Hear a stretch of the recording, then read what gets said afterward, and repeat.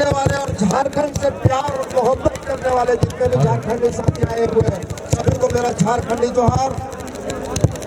पूरे झारखंड के जितने भी लोग हैं, हम सबों से ये कहना चाहते हैं कि हमारी एक जाति है और वो झारखंडी है। और यह सोच जिस दिन पूरे झारखंड के युवाओं में, जिस दिन झारखंड के लिए चिंता करने वाले लोगों में अगर आ गया, तो इस झारखंड में अमन चैन और शांति की सरकार बनेगी।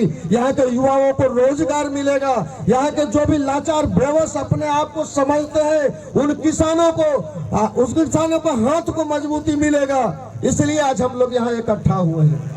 क्या झारखंड में, झारखंड की दुर्दशा को देख करके जिस प्रकार से युवाओं ने एक संगठन बनाया, जिस प्रकार से हमारे जयराम भाई ने सभी युवाओं को एकत्रित करके एक साथ एक संगठन के माध्यम से जोड़ करके इस झारखंड में क्रांतिकारी बिगुल फूका है, यह आने वाला समय में यह परिणाम आपको देखने को मिलेगा।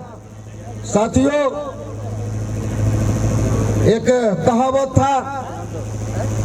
है कि अकेले ही चला था राही मंजिले सफर में, अकेले ही चला था राही मंजिले सफर में, लोग मिलते गए और कारवां बनते गई।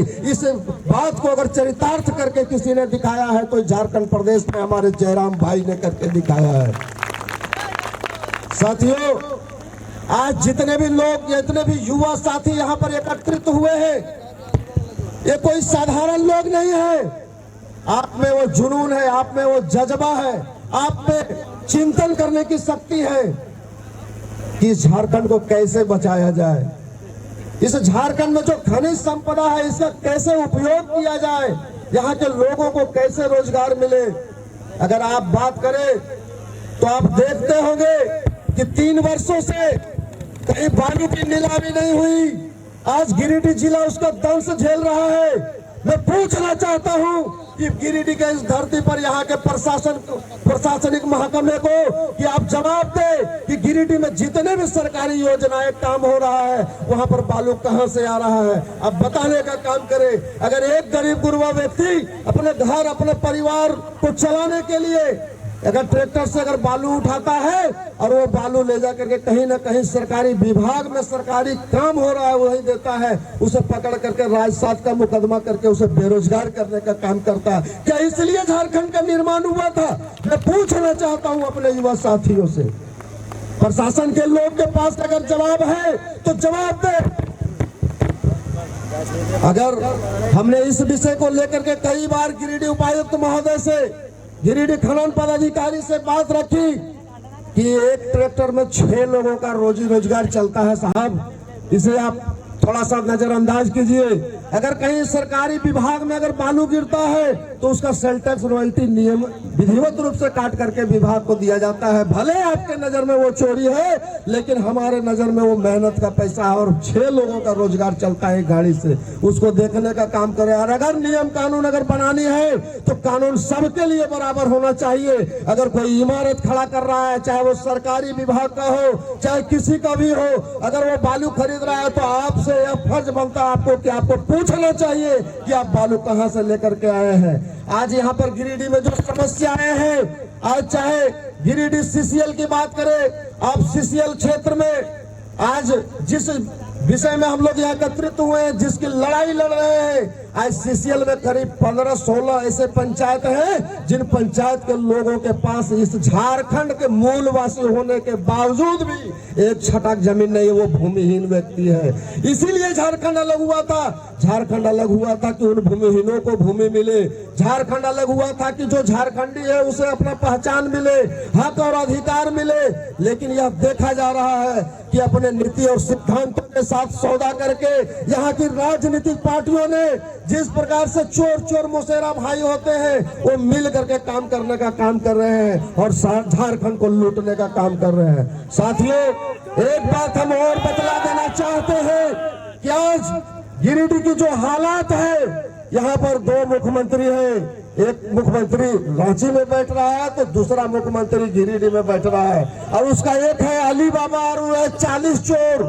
एक अली बाबा है और एक 40 चोर है, जिन चोरों को पूरे गिरिडीह में वो चारों कोनों में पर लगा करके रखे हैं। चाहे वो जमीन लूट की मामला हो, चाहे गरीबों का हक अधिकार लूट का मामला हो, चाहे लो नगरी के नाम से जाने जाने वाले गिरिडीह। यहाँ के पूछना चाहता हूँ बेरोजगारों से, युवाओं साथियों से, क्या गिरिडीह में लो नगरी में फैक्ट्री में कितने लोगों को यहाँ पर रोजगार मिला?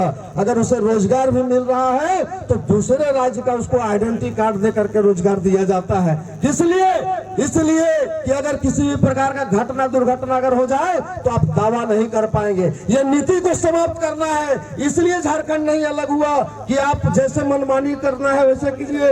यहाँ के युवाओं को हित के लिए काम करना होगा। और जो बीड़ा आज हमारे जयराम भाई ने उठाया है, इसके विचारधारा से इन्हें और इनके सोच और जो इनका सपना है झारखंडी सपना, इसे देखते हुए आज हम लोग एकत्रित हुए हैं, जमा हुए हैं और साथ चलने का काम कर रहे हैं। और हम विश्वास और भरोसा दिलाते हैं अपने जयराम भाई से कि आप गिरिडीह लोकसभा चुनाव अगर लड़ना है तो आज इस धरती से आप ऐलान कीजिए। आपको यहाँ के युवा, जितने भी युवा साथी हैं, हम लोग बढ़ चढ़ करके आपको कंधा से कंधा मिला करके आपको हम लोग लोकसभा में भेजने का काम करेंगे। और सभी भाइयों से मेरा अनुरोध होगा, निवेदन होगा कि आप शांति बनाए रखें। यहाँ पर जो भी हम लोगों का भोजन का जो व्यवस्था है वो बहुत ही शांति ढंग से हम लोग ग्रहण करेंगे। कोई भी, सब एक समान है।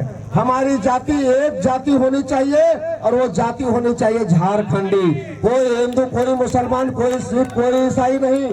हिंदू और सिख मुसलमान के नाम पर वोट मांगने वाले लोगों को बतलाना है, धर्म के नाम पर उन्माद पैदा करने वाले लोगों से बचना है।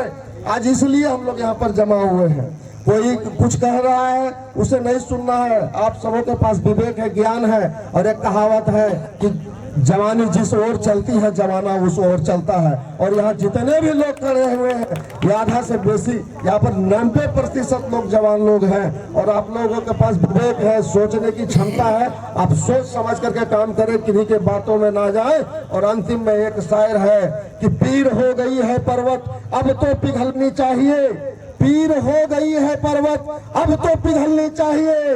और इस हिमालय से भी एक गंगा निकलनी चाहिए, इस हिमालय से भी एक गंगा निकलनी चाहिए। आग मेरे सीने में ना सही, तेरे सीने में हो कहीं भी आग, उसे जलनी चाहिए, उसे जलनी चाहिए। इन्हीं चंद शब्दों के साथ अपने बातों को विराम देते हुए आप सबों को बहुत बहुत धन्यवाद। और आगे बहुत सारे वक्ता हमारे जयराम भाई के साथ भी आए हुए हैं। हम लोगों से ज्यादा रूबरू परिचित नहीं है, हम क्षमा चाहेंगे कि संबोधन में हम उन्हें नहीं बोल सके। और आप सबों को फिर पुनः बहुत बहुत धन्यवाद। जय हिंद, जय झारखंड।